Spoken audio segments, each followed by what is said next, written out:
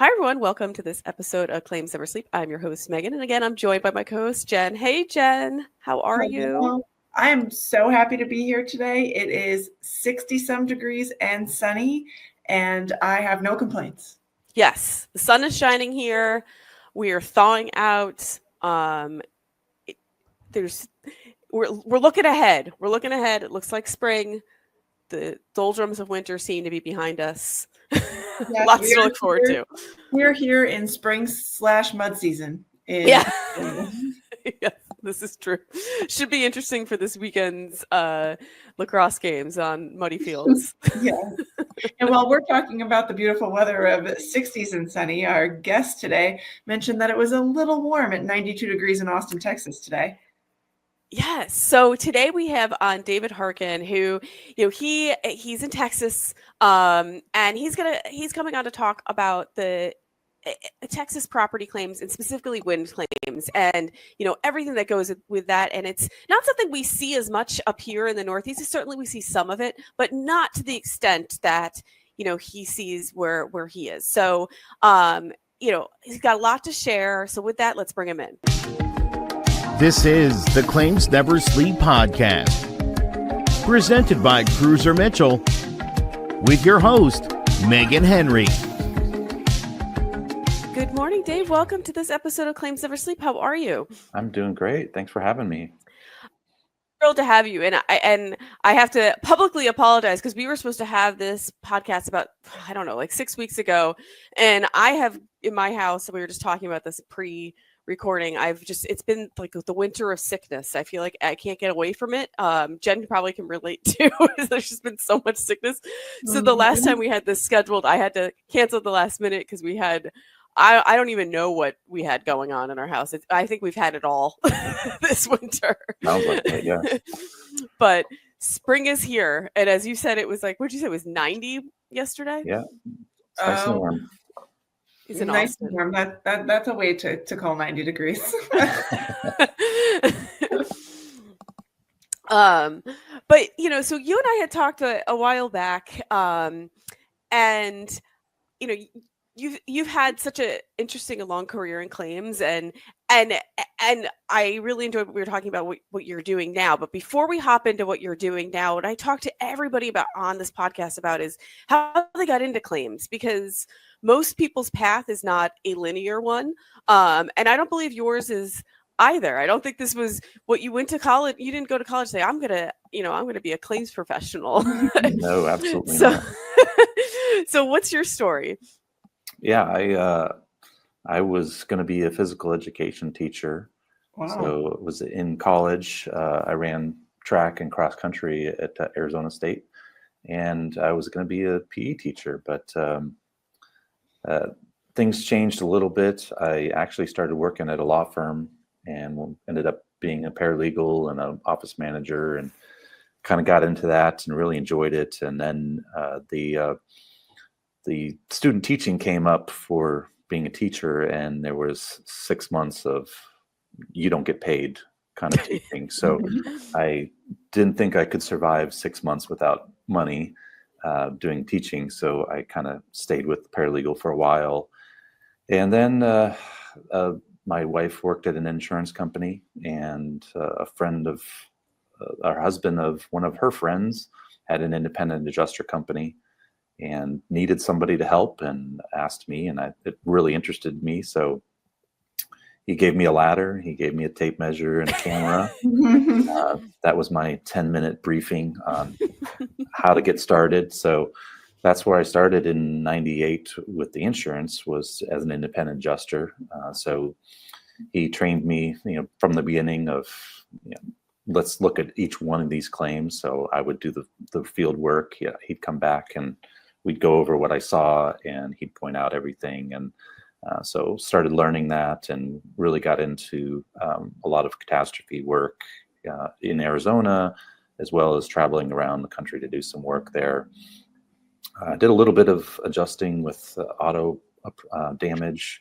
And then actually 9/11 happened, and a lot of our work sort of dried up for a period of time. And so I actually got a job staff at an insurance company, and then really started to learn a lot of the things that I didn't know as a staff adjuster. So I did that for a little bit, and then got into leadership management as a supervisor, and then a manager, and got into more complex claims, and moved to some different companies and got a lot bigger, wider experience of national exposure versus just Arizona exposure, and different types of claims, sinkholes in Florida, wildfires in California and Washington, and lots of just different things around the country. So it just kind of continued expanding what I could do, what I like to do as time grew, and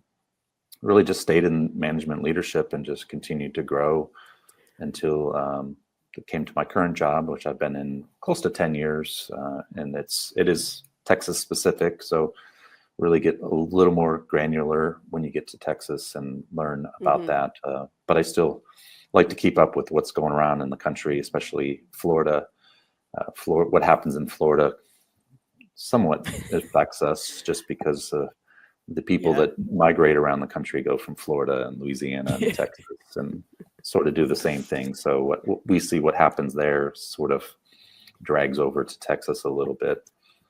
So that is definitely, I'm glad you said that, because it is definitely a trend I've noticed is it seems to be a lot of similarity between Florida, Texas, and like Louisiana, Alabama, like just like kind of like the Gulf Coast. It seems that there's a lot of similarity in types of claims you see, and even just laws and regulations seem to mirror each other in that region. Is that accurate? Is that what you're seeing as well?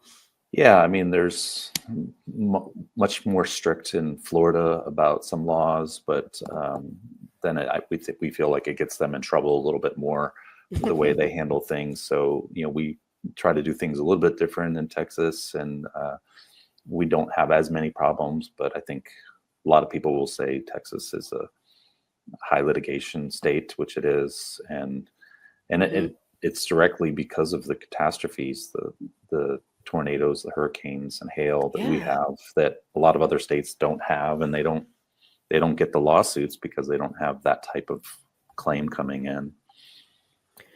And actually, before we really jump forward in claims, though, because I'm going to forget, and I wanted to talk to you about this too, is okay. So, because you kind of like jumped through it, but you ran in college, so, which is really impressive. And it wasn't like you ran at like a little small school, like you were at Arizona State. So it was like how did running become a passion of yours? Did you develop it like in middle school? Was it like how did you get into it? Yeah, I started running my first 10K when I was 9. Wow, really? My brother was in high school, I think, at that time, and he ran cross country. So just, following my big brother and getting into running, I just really enjoyed it, and just started going into it, and I was really good at it. So I continued, and we were in Ohio when I started running, and then we moved to Arizona.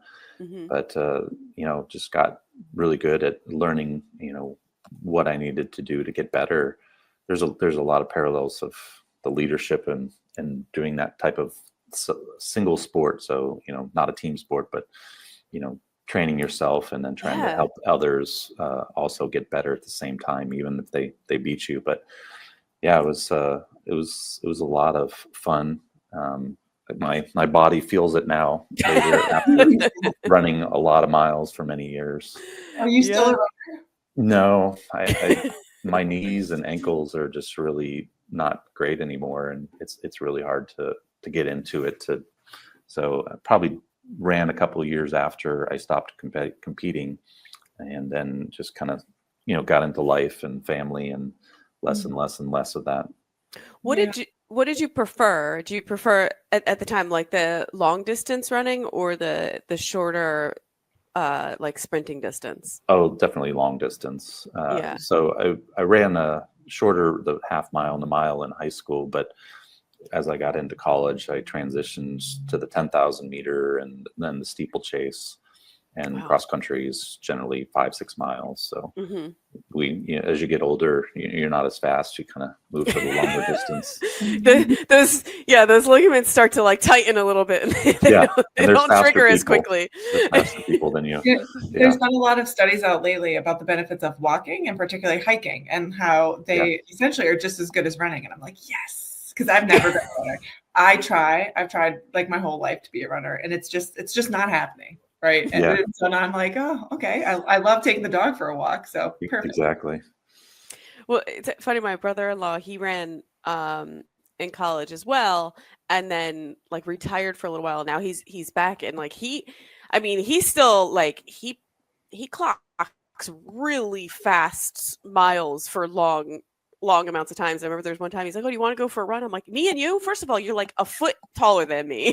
Right. You run like a sub 6-minute mile over like a 10-mile length, and I'm lucky if I can get a 7.5." So 7.5. like I'm not your running partner. Yeah, exactly. Well, this is when I was running more. I have a question based on your college experience as well. I actually have two. Number one, do you sometimes get sad in like June, July, and August and think, wow, I should have been a teacher? No, I mean, I think sometimes the pay is probably the reason to get more into insurance, and there's a lot more room to grow. So as a teacher, I probably would have been doing that same thing the entire time and probably not growing and learning. And in claims, you need to know something about everything. So True. I think it was, I don't really miss it other than, getting ready for hurricane season in the summer now is what I worry about. Yeah, absolutely. And then my mom is actually an education professor, and all three of my sisters are teachers. I'm the lone non-teacher in my family. And so what did you do when you're like, I'm not going to student teach? I mean, did you at that point change majors, or were you able to graduate with an education? No, I just finished. Because I was so close, and you didn't really look forward to how does this conclude? Do I need to do student teaching? They don't really tell you that until the last couple semesters, and then it's too late. So you just finish up and like I was a paralegal at the time, so I sort of had a job, but it wasn't my favorite. No offense, being around attorneys all the time wasn't what I wanted. I don't think. We are just a very enjoyable bunch to be around. Yeah, I don't know about no that. unreasonable demands. Always relaxed, nothing stressful. Yeah, I thought about going to law school for a minute, and then I changed lanes. And what another thing I wanted to ask you too is when you were in college, and because I feel like Jen talks about sports a lot too on LinkedIn and stuff. And when you were in college, balancing, being a collegiate athlete and classes, did that help you like stay focused, or was it terrible?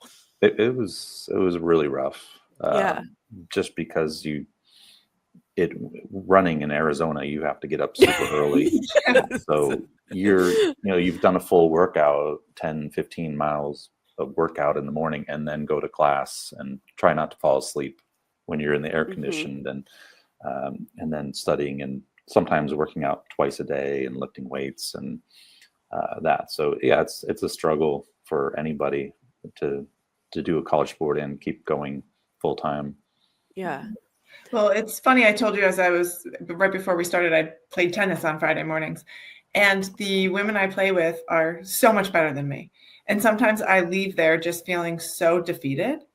But they were staying and playing for another 2 hours. And I was like, I have to go to work, like they 2 to 3 hours a day. And I'm never going to be that good, because I say that out of the three things of being a good mom, a good lawyer, and a good tennis player, I can only do. So sorry, tennis, And so I can't imagine like trying to be at the top of your game while trying to also balance everything else that you have to balance. It must be so difficult.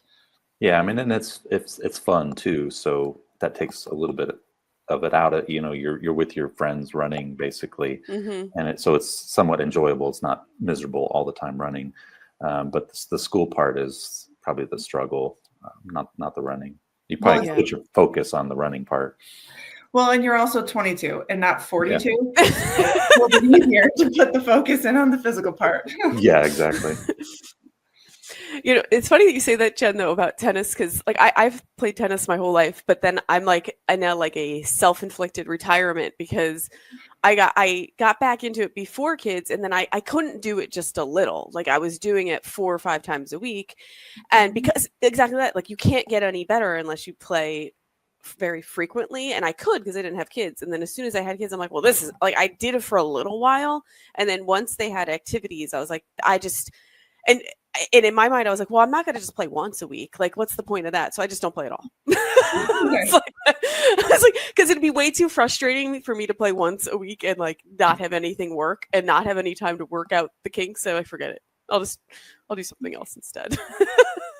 So I admire those ladies that can stay there for 2 more hours. It is It's also fun.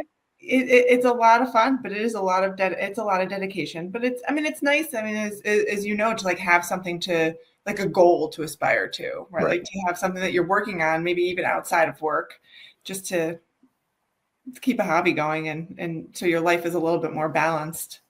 Yeah. Yeah. And I will say tennis is a very fun game. I love it, but it's also very frustrating. I was like back to the lawyer personality. It's not like we want to win or anything. Exactly. Okay, so back to claims. We get back on track here. So, at what point did you then start to not specialize, but like move over to just being like Texas centered claims, or when did you move over to Texas? Because I think I missed that part. You were in Arizona for a while, and then I think you eventually relocated. Yeah, when I was still in Arizona, I did travel as an independent adjuster to some different states and did some work. And then when I worked with farmers, I became part of the large loss team, and we then responded to things around the country. So got licensed in Texas at that time, and I think that was 2005. And the first major hurricane I had was Hurricane Katrina, followed by Hurricane Rita. So we got the introduction pretty quick into the Gulf Coast for the large losses only. So it wasn't as bad, but it's definitely, you start to get into the Texas stuff, and that's when I started learning. So that's been 20 years ago that I got into the Texas piece of it. But so tell me a little bit about that. And I know you weren't in Louisiana for Katrina, but if that was your first experience, I mean, that is quite the first hurricane experience. So you tell us a little bit about the experience after Katrina happened, because it was such just a massive storm, and the damage was just unheard of at that. I mean, it still to this day, it's unheard of, the amount of damage. So like, how is that like for you on your end, approaching such a large catastrophic claim? I mean, we had a plan, and the way we worked it, we just handled the largest claims, so things over 100,000. Okay. But I was on the ground in Mobile, Alabama, where I could get to within a couple days, then started traveling around and then preparing our people to do the work. And the struggle of no gas and cell service being an issue, even 20 years ago, was a big struggle. How do you keep your team communicating, and how do you travel around to these areas when you have no gas? I remember we were staged in Jackson, Mississippi, and driving down into Louisiana, we brought extra 10 gallons of gas in the trunk, which smelled horrible. But you don't know that there's gas down there. So how do you get there and make sure you plan to get back to where you're staged? And it's a little scary down there when there's not a lot of things going on. So getting everybody synced up and everybody understanding what their roles are and getting them going, that's the struggle. But we also we changed a little bit because our CAT team, handling the majority of the claims, couldn't get into the affected areas. It was still flooded and not accessible. So typically they would go in, find the big claims, and give them to us. And we were basically couldn't get the claims if they couldn't get in there. So we instead switched our roles and said, let's go down and find those claims. And so we started digging into where we could find claims, sent people looking around neighborhoods. And so we found our own claims and brought them into our large loss team. So they were mainly large trees falling on houses. That was what we got out of Katrina was the tree fall, not the direct flood, because that was a whole issue down in the lower ninth with the flood versus wind, where we took the ones that were pretty clear that were outside of New Orleans, and they were just wind claims. And we didn't get too far into the coast. Farmers was pretty smart about getting off the coast where the big devastation would be. So we were lucky with that. But then you know, weeks later, then you have another hurricane coming and Rita's flying overhead. So that complicates things. You got to now divide forces and send somebody over to Texas and that. So it's a lot of, you know, making sure you've got other plans and being flexible, figuring out, you know, this isn't working. What else can we do? Yeah. And that team was really good about thinking outside the box and trying to make sure that we could help all the customers. Yeah, it's not all that different from earlier this year when Florida had the back-to-back hurricanes with Helene and I'm forgetting the other one. Like I had my mom's place had took it's just completely ruined.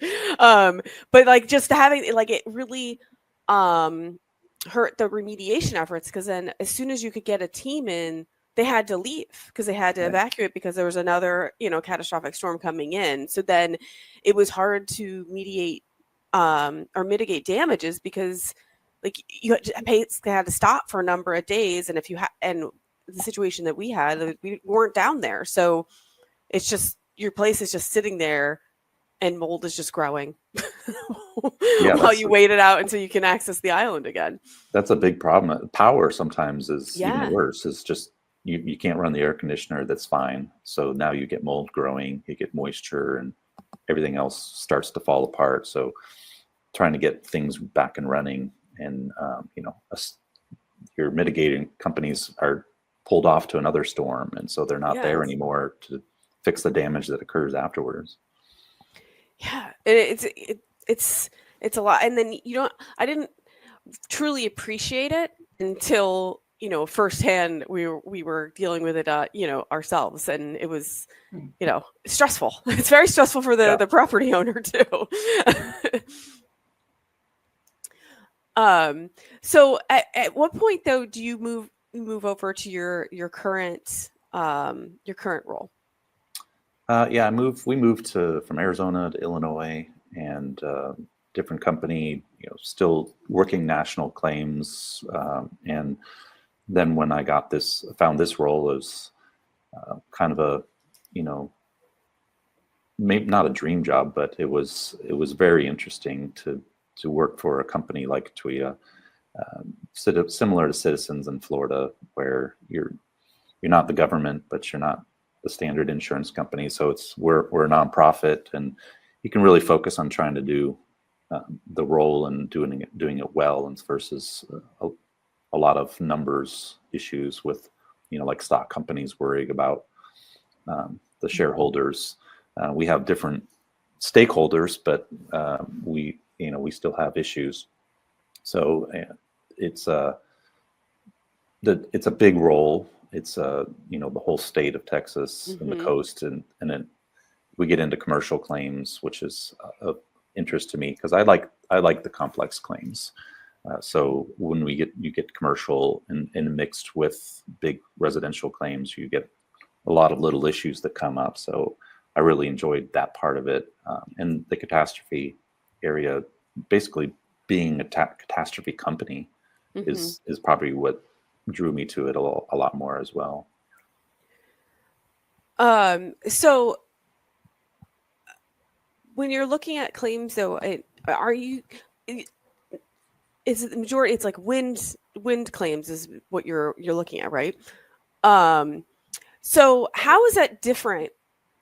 Obviously, along the coast, you're like, okay, I get it. Like, you're gonna have a storm come through, but like, I mean, Texas is huge. Yeah. So, and I mean, there's tornadoes and all, there's all of that, and tornadoes are so unpredictable too. So I mean, I imagine you're just almost seeing like it's like pop-up claims in a way when the tornadoes just happen. You don't. It's not like a hurricane that you have, a multiple day warning and you could prepare for. Tornadoes, you might have a few hours that a cell like that. This pressure system's coming through, and this is what you might see from it. So, how do you prepare for something like that? Yeah, I mean, you have to be prepared all the time. Yeah. So, and we get a lot of those where they're not large to us, but to another company, if you get 2,000 claims from one of those pop-up storms, it's a major event. And the way we are ready, 2,000 claims is a little bump in the road. We're ready for it just because we kind of have it all the time. So we kind of use that actually as a training for the bigger event. So, we need to bring in extra people. It's kind of seamless to bring them in, train them, get them ready. And we use that as, did something fail during these smaller storms, so that when the big storm happens, we don't have that same issue. So I'd say that's normal to us to have those things. And we just keep an eye on them and make sure that we've got the right staff and everybody in place to handle and respond to them. Mm-hmm. I spent almost a decade handling claims, but I handled professional liability. And when Hurricane Sandy came through, they told everybody in the company, like, be ready, because you might have to handle some of these claims that come in. Like, we have to handle them. We have to handle them quickly. And all of us in professional lines were like, a property claim? That? How do we handle it? So it's funny you're talking about having like the right staff there too. So luckily I never had to actually handle one of the cat claims as it came in. But yeah, that absolutely. Like a claim, right? They're all different. You have to have some level of expertise. Well, there's a whole operation that somebody that's a good speaker, for instance, is going to be critical. We can bring you on and have you greet people at a mobile claim center. And that's all you're doing is, how can I help you? You're not handling claims necessarily, but you're helping the company by, giving a good customer service presentation to the customer. So I don't know anything about claims, but somebody's going to greet me and I'm going to tell them what's happening here. But so every company, when you get together, and somebody's got some expertise that's going to be helpful in the storm. And we do that here. We plan, how is the other departments going to help us, and how are they going to be ready to maybe bring in their own people to back them up, because it gets busy everywhere in a company. So a lot of companies do that. When there's all hands on deck, there's a role for you somewhere, just being a professional. That's really an interesting perspective, and that you're taking the people and using their skills, or using whatever skills you can and having them help. I've actually haven't heard of that, and I think that's really smart.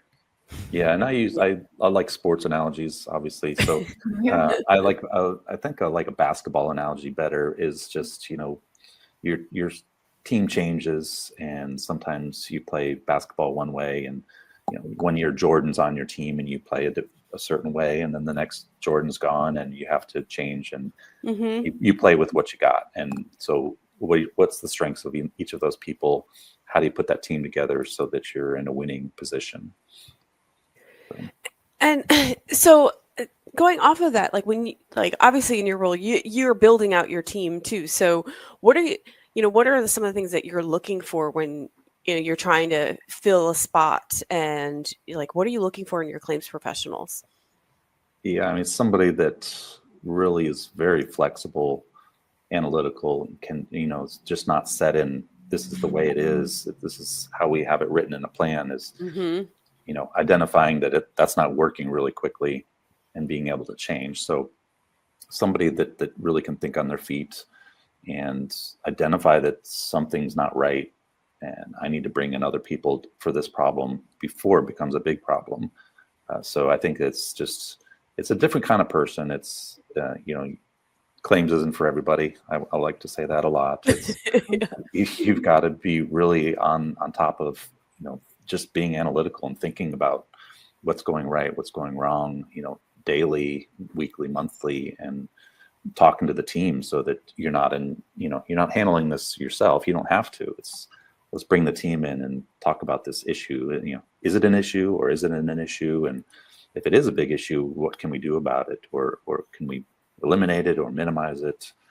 Just somebody that's really kind of thinking about things. And that's a rare talent, probably, to be that analytical, to always be thinking about all the problems. Yeah. And so, some part of your team, maybe you have that analytical person and you put them in a certain role to help guide that and find the problems before they become big problems. And are you all remote and spread out, or do you have like a home office that everybody goes to? Yeah, we have home office. After COVID, we did go remote. It opened some doors to having people in different parts of the state. Yeah. So we kind of, if you've heard about the Texas Triangle, it's where everybody's going to live in the next 10 years. But we try to keep people in this sort of 3-hour range that are going to respond to the claim. So now we have people in Dallas, we have people in Houston and San Antonio.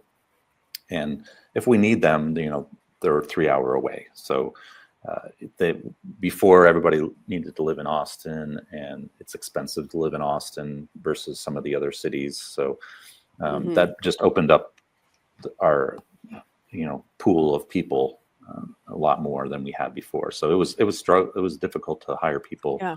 And it's a little easier when you can have people remote. Yeah. And I mean, that's something I found as well on our end, but there's also some struggles to that too. Like, I could see a great benefit to having, your claims professionals spread out. So, if you have a claim on this part of the state, you have someone closer to respond. But then it's also, there are challenges with creating that cohesive, like, feel of your department, that you know each other and you're working together as a team. And I think it still can be accomplished, but it's not as easy, right? If you're all, Right. If you can convene in one place. But everybody wants the flexibility now too, which, hey, I'm with you. I want it too. Yeah. I mean, I'm 2.5 hours away from Jen. We just have to make sure we talk all the time, which we do. Right. And a lot of claims people are, they're just dealing with their own claims. Some of them don't need that team feel going on. And then there's others that need to talk to people. And so having the team meetings weekly, monthly, getting together when you need to. And Teams is, we didn't have Teams before COVID. We weren't using things like that. Yeah. And being able to get on the video and see each other and say hi and everything the technology has really helped with a lot of those things. Yeah.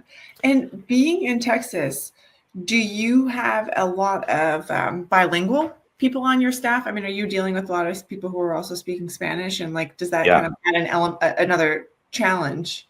Yeah, we search for people that speak Spanish. Well, there's also other languages in Houston. There's Mandarin and other dialects. So we have several Spanish speakers on the team, and then we have a service that translates. So they're on the customer and what language is this? They bring on an interpreter and then handle the call. So we have backups of case, but there is a lot of that needing to have interpreters. So go ahead. You can go. Oh, I was going to say, I could just see that adding kind of like an element of, so I was actually a Spanish major in college. And so I used to do a lot of translating when I was in law school for attorneys. And then when I first graduated, I was handling a lot of things for Spanish speaking clients. And there would be this element of them not wanting to believe what I had to tell them. And so they would be like, well, you just must not know how to speak Spanish. Yes. And then they'd bring in like a family member who'd be like, no, she said what I'm telling you and you have to believe her. So I can imagine that doesn't need to be Spanish, whatever language it is, kind of would add an extra element of difficulty on occasion in handling some of these claims. Yeah, and there's a lot of our terms don't translate well in Spanish, or even, you might be from one part of the country and the Spanish is slightly different. So Mhm. having that, we get into that. I still don't understand what they were saying, even though they had an interpreter. And they sometimes will go to a public adjuster or an attorney because they think we were misleading them for some reason. But it's a misunderstanding of a word, or just doesn't translate. So how do you understand if they don't understand? And that's a big thing that we have. It was really difficult as a new lawyer because I was still learning how to explain legal issues to people. Yeah. I was still learning them myself, and then you're trying to translate in your head and making sure you're doing it. And I never actually thought about that because I never did it on the insurance side, but the policy terms, Right. It's so hard to explain things. My 8-year-old asks a ton of questions. Like last night, what he asked me, like, what is a VCR? Like, what is a cassette? Right. We told him. What was he asking about? What is dopamine? Because he asks a lot of questions. Yeah. And I obviously understand what all of those words mean, but to break them down and explain them to somebody is really difficult. And I don't think I would have been able to parent him if I lived pre-Google, because I don't know what I would do. That's true. We just sit there. It's like, Siri. hey, Google. Hey Siri, tell me about this. Exactly. I think I'd have to have like every encyclopedia set. Like we'd have to have an encyclopedia room in my house for him. I know, what a foreign concept now too. Like the books would be outdated by the time they're printed. I know. Especially having Megan and I both have preteen daughters, and so we learn new lingo every day. So, one thing that you and I had talked a little bit about on the phone too, and I wanted to talk about today is the challenges of Texas, though. I mean, Texas itself has its own claims and litigation challenges. So what are some of the pressure points and challenges you feel in that market? Yeah, there are a lot of laws, and actually TWIA, we have our own set of laws, which makes it even more interesting. So there's two parts of the company we have running is the Texas Fair Plan, which is the whole state, and then there's TWIA, which is the coastal. And they basically run on one set of insurance laws, and then TWIA has its own set of laws. So when we have to talk about a claim, what company is it with, and what are the laws? So the timelines, those are issues in responding to a hurricane. If you get thousands and thousands of claims, trying to meet deadlines is an issue. So how do you make sure all the claims are handled timely?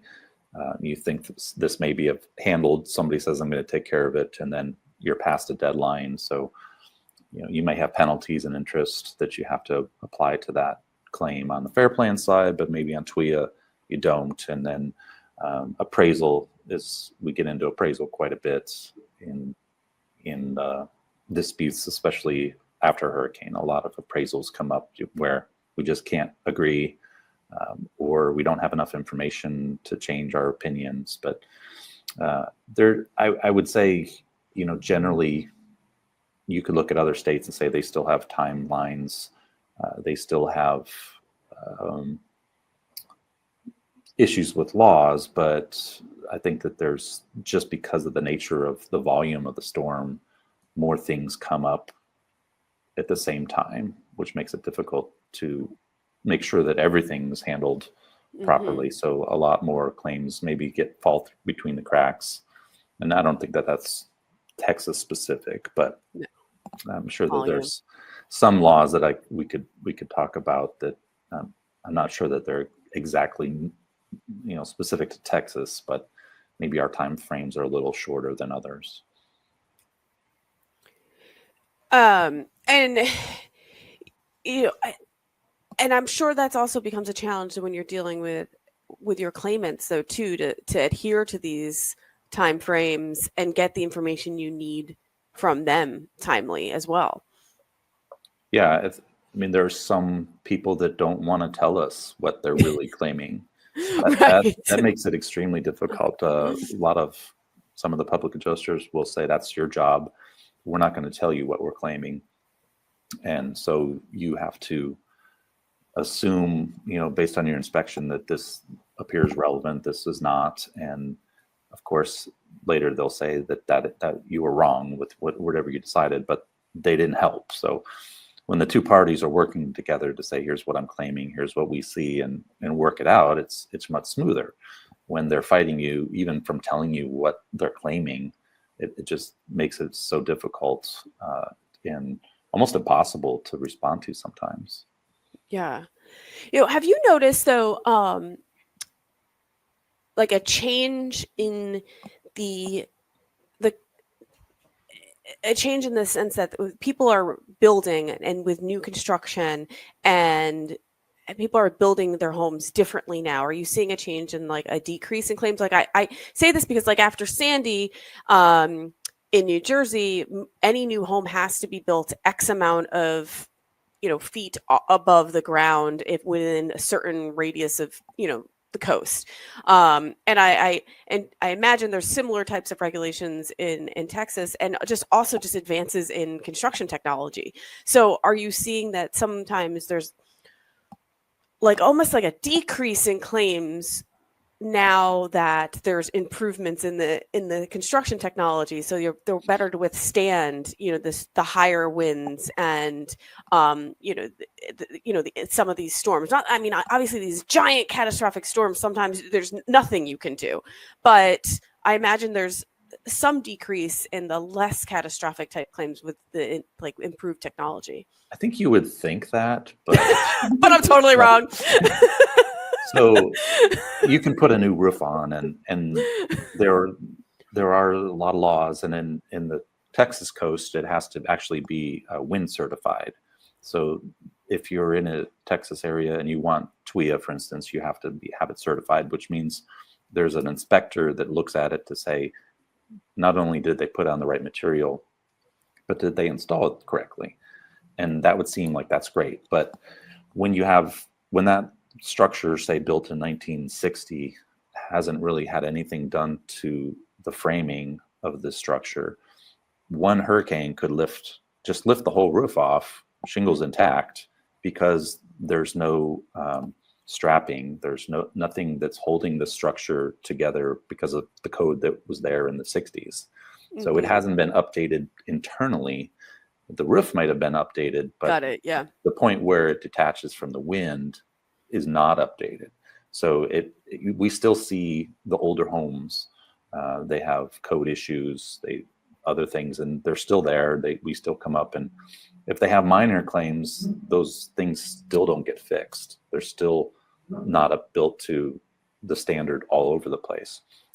But you're right. We get the claims that they now need to raise to the base flood elevation for FEMA, and so that structure probably was significantly damaged, and so now it gets the strapping and the right flood elevation, and it gets a lot of those things, and we're like less likely to get a claim on that one, but not a whole amount of the hundreds of thousands of policies we have actually get that kind of upgrade. So we're still going to continue to see them, and some of the materials aren't the best anymore. We've heard Florida talking about getting rid of the 3-tab shingle, which is probably a good thing. So a 25-year shingle doesn't last 25 years, especially in the Gulf Coast with all the sun. Yeah. And this, it's kind of silly, but it's something I had thought about, like, while I was watching the storms that happened earlier last year in Florida, and everyone in Tampa in their high rises, not evacuating. It's like, well, I'm in a high rise, I'll be fine. Like, do you watch that and cringe a little bit? Like,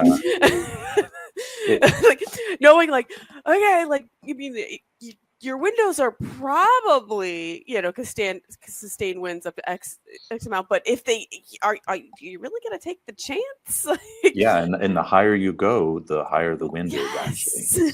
I don't know that they don't understand the physics of wind being higher. That it's measured at the ground, it's not measured 30 stories above. So you take a risk, and that brings up a whole different issue of condo claims being extremely difficult to deal with. Yeah, I mean, it was granted. When I say I read this or I watched this, I was watching it on TikTok, but it was all the people like riding out the storm in their high rises, and they were like, "Oh, like I'm on like the 10th floor. Like, what do I have to worry about?" And then like everything's howling, everything is shaking, and then I remember there was one family. They're like, "We made a giant mistake." Like, Yeah. I think they ended up sleeping in the hallway because it was too like, and they had like kids, little kids too, and they ended up sleeping in the hallway because their condo felt so unsafe because this is why they said to evacuate. Exactly. No power, elevators don't work, phones don't work. You're not getting help up the there. lobby's flooded. Like I mean, it was entertaining to watch, but at the same time, I'm like, oh, the stupidity. Like, listen to the warnings. This is one of those reasons why I hate the cold. I hate the cold. I do not want to live in the Northeast, but I think I am more afraid of hurricanes than I am afraid of the cold. And this is why I don't live in somewhere in the South. And I always think like my husband is a physician. So if we had to evacuate, he wouldn't be able to. Like it would just be me and the kids and the dog and trying to get out of here while he goes to work.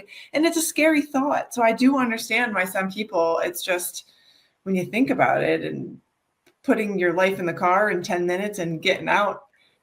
But at the same time, it's a risk that you kind of have to take and get out. I mean, the wind itself wouldn't be as bad. It's the water that, the surge is what's really going to, no matter what your house is built, if you have the right surge, it's going to come down. And so get out of there as quick as you can. Yeah, that's what we've like been dealing with it for in my mom's place in Florida. Is that like, okay, her place, she's on the bottom floor. She hit the surge, it came in and it came out, and so it kind of like went through her place twice, and she had like 1.5 feet of water.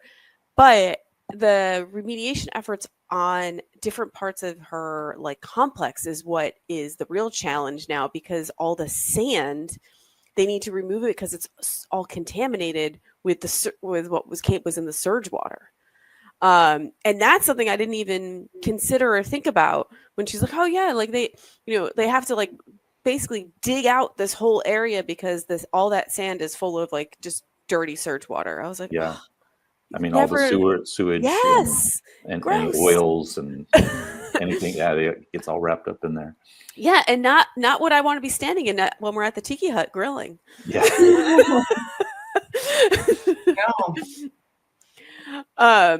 So, seeing what you see in these property claims, like what advice do you give though to like homeowners and property owners to help protect, your property from these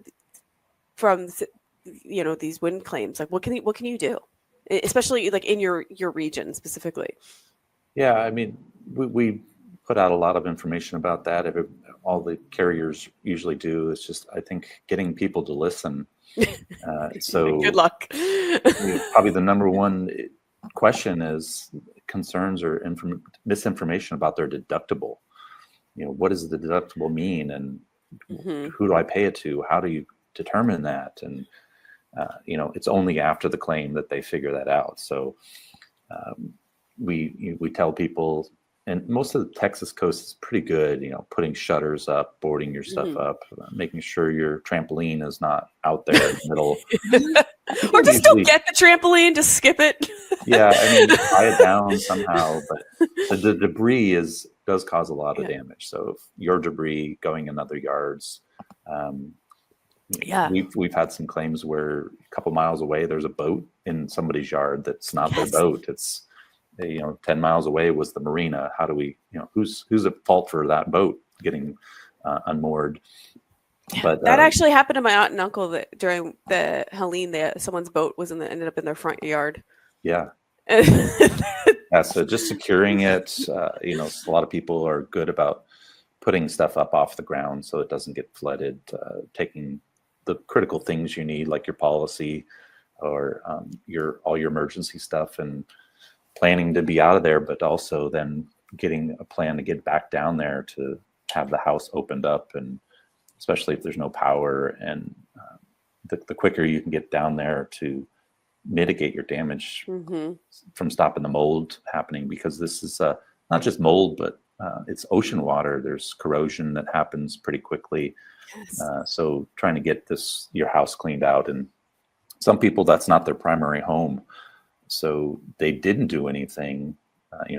How do you have a plan to check on your house as soon as possible to make sure that it's okay and doesn't suffer more damage because I'll be down in there in a week, it should be fine, but 3 days later it's probably not fine. Yeah.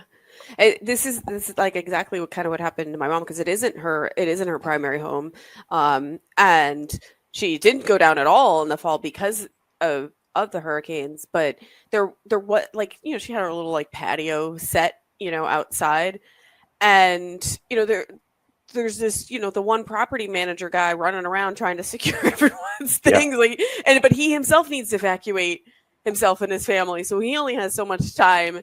And then when all is said and done and the bridges open up again, now it's been multiple days and we still don't have anyone down there. And in this particular instance, my brother was going to fly in from Colorado then just to go down and start fixing, putting things back in order, assessing damage, throwing things out. And then another hurricane rolled through, so he had to cancel his flight. And so that by the time we could get anyone in there, it was exactly that scenario. The mold just starts to multiply, and documenting it is a big thing too. Is can you take a quick video? And everybody's got a phone now. If you go around and take a picture of the inside of your house, a video before you leave, it helps claims people understand what was there. So documenting it before and after is a big thing that I can't believe somebody nowadays doesn't have that information. I know, and it's so silly. Like, you don't think about it too. Like, well, now we think about it. And thankfully, my mom had all these photos that she had just taken, at some point prior to the damage, that we could show. Okay, this is what it looked like, and this is what it looks like now. But it's hindsight's always 20/20 too. Like, she'll never forget to do it now.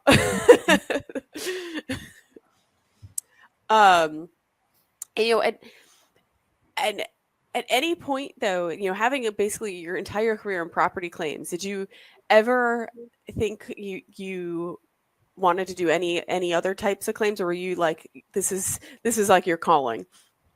No, I don't think so. I think I dabbled a little bit in writing estimates for cars, and that just wasn't as fun to me as figuring out how to build a house and how it's put together and the issues that come up. So I like to do that kind of stuff myself.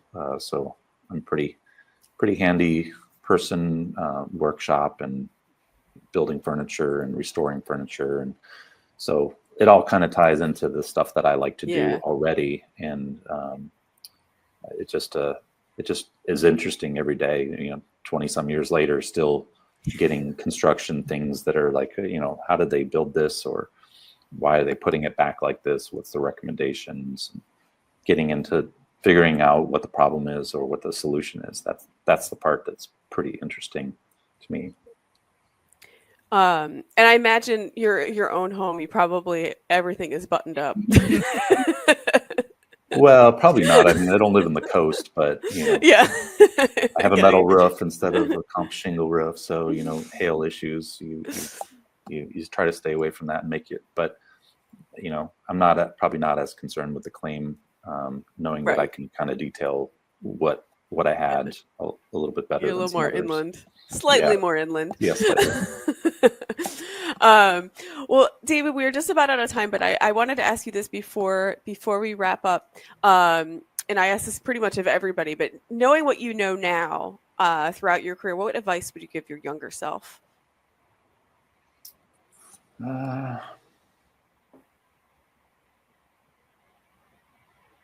Probably would have tried to get into insurance earlier. I think, my career's not over and there's a lot of time left, but, having gotten into it even earlier, probably the knowledge base would have been better. Trying to get more statewide or national exposure, just to know what's going on everywhere, and then try to maybe get involved more with hands-on type training, like what the trades would go through type thing. So maybe having a contractor license or something like that would have been even better, but it's tough to do that and be in claims at the same time. But other than that, I don't know that I would have too much other than, keep learning and figuring out, what else you can learn, what else is out there, and then staying up on things that change from roofing materials and stuff. So just stay curious and, what you're seeing and what's out there, what's coming in the future for some of the construction type stuff. And it kind of goes hand in hand with even your background in education, because it's like you're educating yourself. Yeah. And it's that interest in learning and just keep on learning and like not knowing what's new and innovative and how it's going to, impact the claims that you're seeing in your industry. Exactly. Well, David, thank you so much for joining us. I'm so happy we finally were able to get this together. Of course, for all our listeners out there, if you like what you hear, please like and subscribe to Claims Never Sleep. You can also find us on YouTube. Thanks for tuning in. This is the Claims Never Sleep podcast, presented by Cruiser Mitchell, with your host, Megan Henry.